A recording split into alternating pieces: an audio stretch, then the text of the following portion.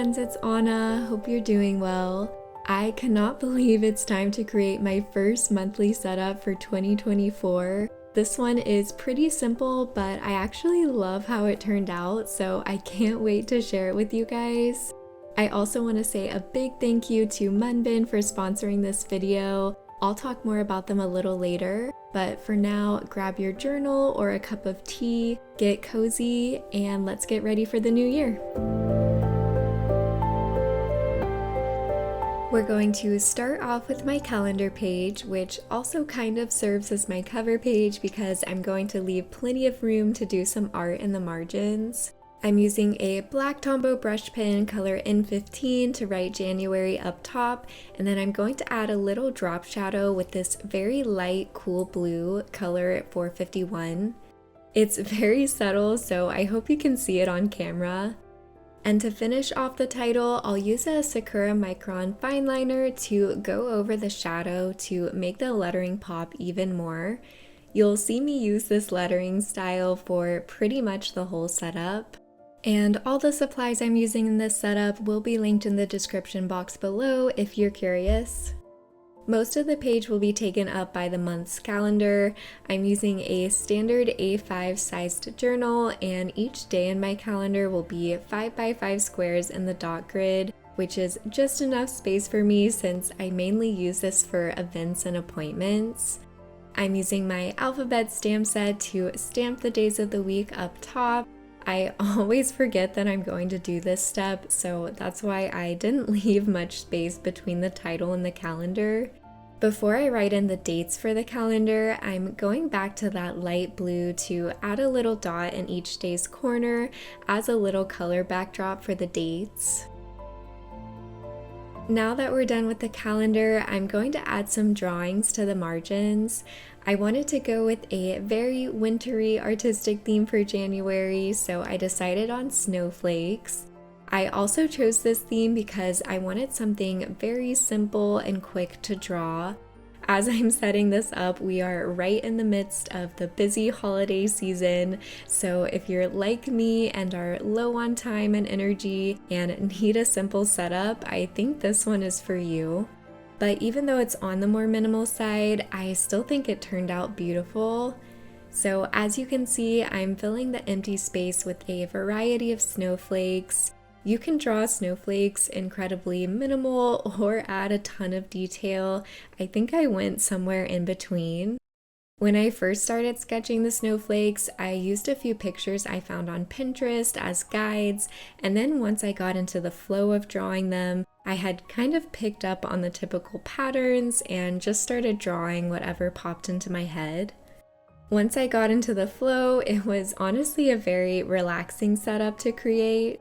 My vision for this calendar page is that snowflakes would be flowing in a line across the page, kind of like they're in a snow flurry floating in a gust of wind. I wanted to have snowflakes of all different sizes and designs, and then I'm going to add just a few smaller ones in this top right corner as well to help balance out the page.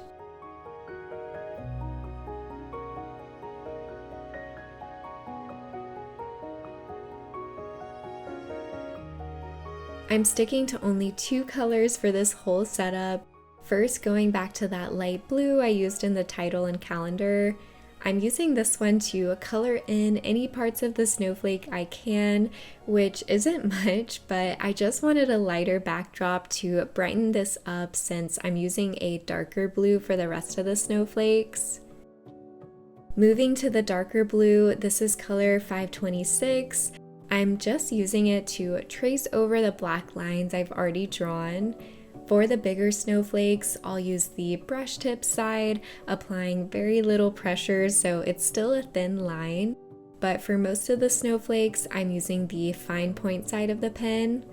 I love the contrast between the two blues. It's very simple with only 2 colors, but I love how cool and wintry it feels. Let me know in the comments if you guys like minimal setups like this, or if you enjoy more complex, more involved art for your journals.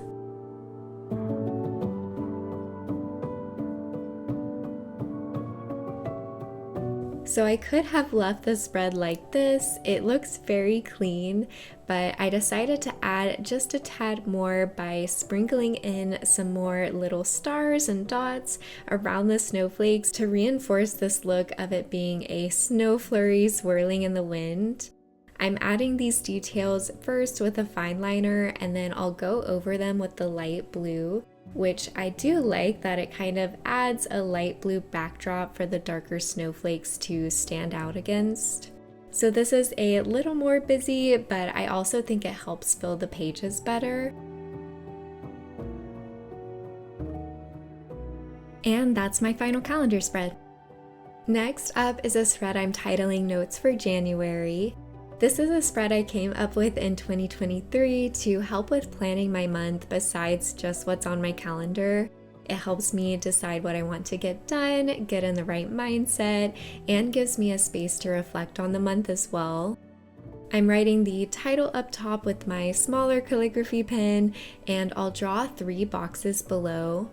If you've been following along with me, I probably sound like such a broken record explaining this spread, but I use it in basically the same way each month because it's been serving me really well.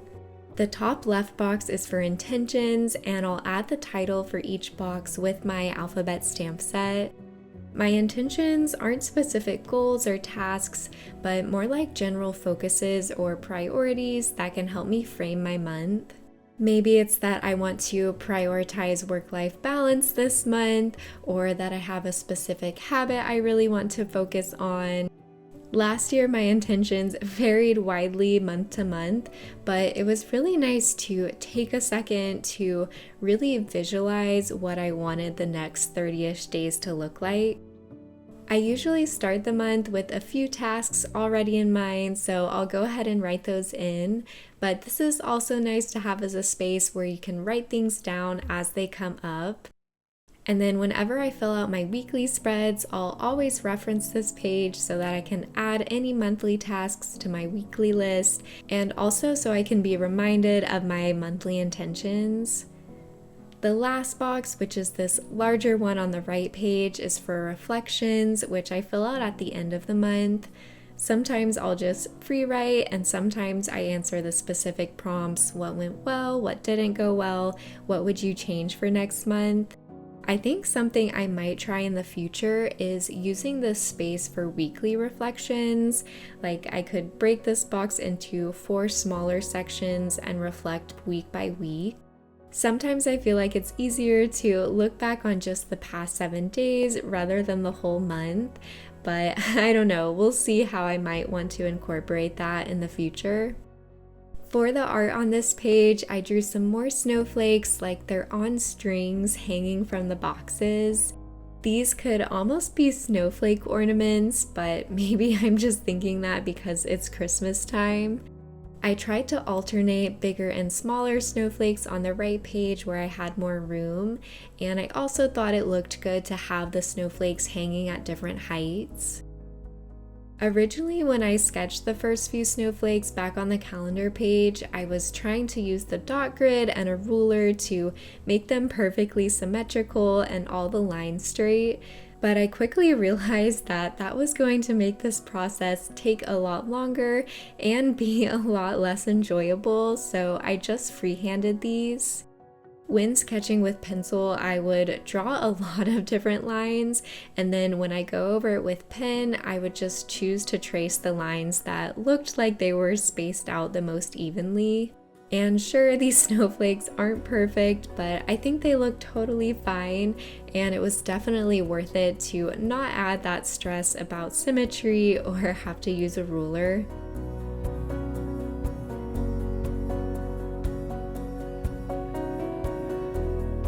I'm adding the finishing touch of all the little snow flurry details, and I'm also going to draw some in the top 2 corners because I thought the top of the page looked a little bare. And that's going to be it for my Notes for January spread. Before we get into the next pages though, which will be my trackers for the month, I wanted to take a quick moment to introduce you guys to the sponsor of this video. Hey friends, hope you're enjoying the journal setup so far.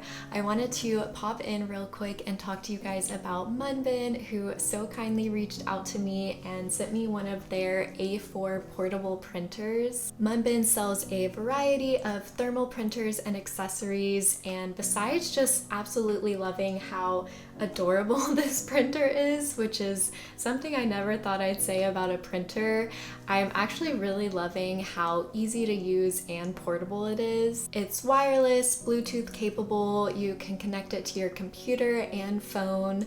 I was able to connect this to my phone and print from it without my husband's help, so it really is very simple to set up. Recently, I've been using it to print some calligraphy practice sheets because I've been working on expanding my hand lettering skills. I also feel like this would be perfect if you did printables in your bullet journal because thermal paper is a little thinner than regular printer paper, so that would be perfect for pasting into a journal without making the pages too thick. I think the biggest plus for me that I've noticed so far is that I can take it anywhere with zero hassle. It fits in my bag super easily, so I can go to work at Barnes & Noble or a coffee shop and bring this with me and know I'll be able to print anything I need while I'm there. If you guys are interested in checking out this A4 printer or any of Munbin's other printers, they have a lot of label printers as well. There will be a link in the description box. It is an affiliate link, so if you make any purchases, I get a small commission at no extra cost to you. Thank you again to Munbin for sending me this awesome printer and sponsoring this video. And without further ado, let's get back into the journal setup. Alright, like I said, these next two pages will be trackers. On the left, I'll start with my monthly habit tracker, and the right page will be for my mood tracker. I'm writing the title up top in a serif style font. I'm doing the outline first with a thick fine liner, and then I'll fill in the letters with a brush pen. I'll also stick with that light blue drop shadow style, which I think looks really good with the serif font too. Since it's the first month of 2024, I'm switching up which habits I'm going to track. There were a few habits that I started in 2023 that I feel like with the help of tracking them every day in my journal became really routine for me, so I don't feel I need a tracker for them anymore. With the new year, it's time to build some more positive habits. A few of these I am keeping the same though, like water intake. I need a reminder every single day to drink more water or else I will forget. As you can see, I'm drawing little outlines of January 5 times. Each of these mini calendars is for the 5 habits I'll be tracking. I'm writing the days of the week up top, and then I'll write the name of each habit below the calendars in a cursive font. These trackers are really simple. For each day of the month that I complete the habit, I'll put a little X in the corresponding day in the calendar. The only exception is for water. I write the number of ounces I drink each day in the calendar. Here, I'm adding my goals for each habit on the side because I don't necessarily need to do each of these every single day. I didn't add a goal for my reading habit because this one is here more out of curiosity. I read quite a lot already. I'm not trying to encourage myself to read more really. I was just curious how many days of the week I do actually pick up a book, so I thought it'd be fun to track this month. I'll probably replace this with a different habit next month because I usually use this for habits that I'm trying to be more consistent with and use the trackers as a kind of encouragement. Speaking of reading and habits, one of the first books I'm planning on reading in 2024 is Atomic Habits by James Clear. And I'm kind of curious if anything I learn in that book will influence how I want to set up my habit tracker spread.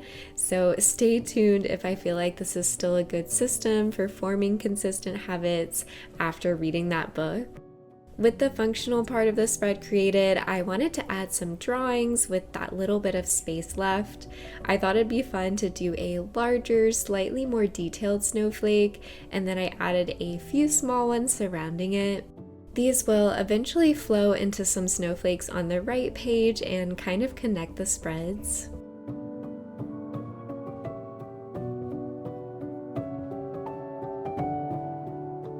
Moving on to my mood tracker on the right page, I'll start by writing the title up top with my calligraphy font.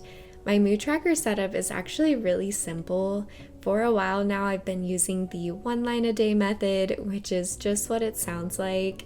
Instead of trying to pick one mood that represents your whole day, you have a full line across the page to write a quick description for each day. So I'll draw a single vertical line to create 2 columns here, and I'll write the days of the month on the left. The space on the right is where I'll write my short descriptions each day. I like that the system allows me to describe if there's a reason why I'm in a certain mood, and also I can record more than one mood a day, so I think it gives a more accurate picture of my emotions. I used to do the 1 color a day system, and what I did miss from that was being able to see patterns or get an overall picture of my mood with a single glance. So in order to get the best of both trackers, I'm adding a color key at the bottom with common moods, and at the end of the month, I go through my daily descriptions and use these colors to highlight their respective moods. So I get that quick glance if I want, and I can use the colors to look for patterns, but I can also read the full line if I want more details. Since there's not a lot of extra space on the page, I'm keeping the art pretty minimal. I'm going to continue those snowflakes from the left side and do a design similar to the calendar page, like these are all flakes blowing together in the wind. After looking again at my first few pages, I was worried that all the little extra doodles between the snowflakes were too much and it made the spreads look messy. So on these pages, I wanted to try doing those with only the light blue pen and no black fine liner. The light blue is so light that I had to go over them all twice, but this is an option if you're recreating these spreads yourself and like a cleaner look. I think it looks good, but I will say after I was done filming and everything, I did go back and add the doodles in a black pen because I decided I did like them and I wanted the setup to be uniform. I don't know, maybe I'm the only person that would notice or care about something as small as that, but these are the things I obsess over in my journal. Last up for this January setup will be my first weekly spread. It takes up 4 pages in my journal because I do like to have a full half page for each day. I'm starting with the title up top. It's so satisfying to write week 1, a fresh start for a new year. I'm drawing some lines to divide each page in half. Each of these columns will be my planning area for one day. On this right column on the last page, I'm adding the title tasks because this is where I put my rolling weekly task list. This is for things I know I want to get done this week, but don't have a specific day that they need to be done on. It works so much better for me to have this general list for the whole week because I never quite know what each day is going to look like, so I can wait until that day to choose from my weekly tasks what I want to get done. I'm using my alphabet stamp set to stamp the days of the week and the dates up top, and then I'm underlining each title. You'll see this when I'm done setting up the spread, but I actually fold the middle page here in half, so my rolling weekly column is always visible no matter what day of the week I'm looking at. That allows me to always be able to see my progress on all the tasks I'm needing to get done throughout the week.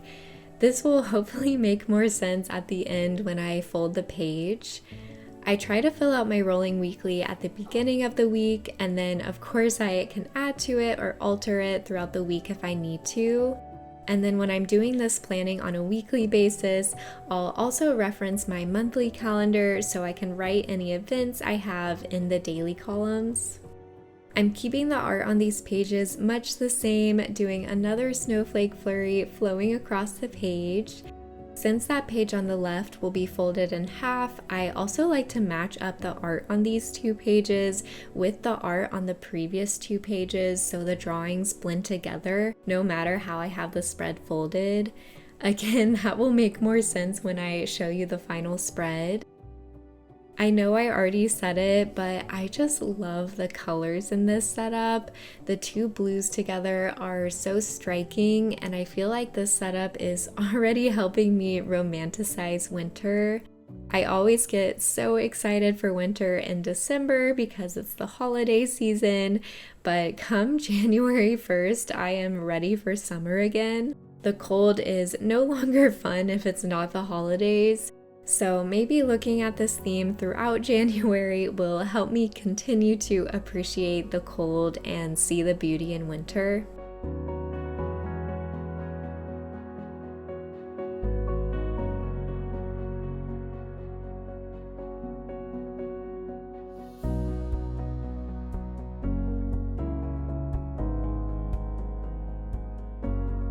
Now that the final snowflakes are drawn and colored, let me show you what I mean by the folding Dutch door. So you can see how the snowflake drawings flow together and the rolling weekly is visible throughout the whole week. And that's it for my January setup. Let's do a final flip through. Despite this theme being pretty minimal, I'm actually so happy with how it turned out. I hope you enjoyed this setup. Be sure to subscribe to follow along for more journaling content if you did. Thank you guys so much for watching, and I'm wishing you a wonderful start to the new year.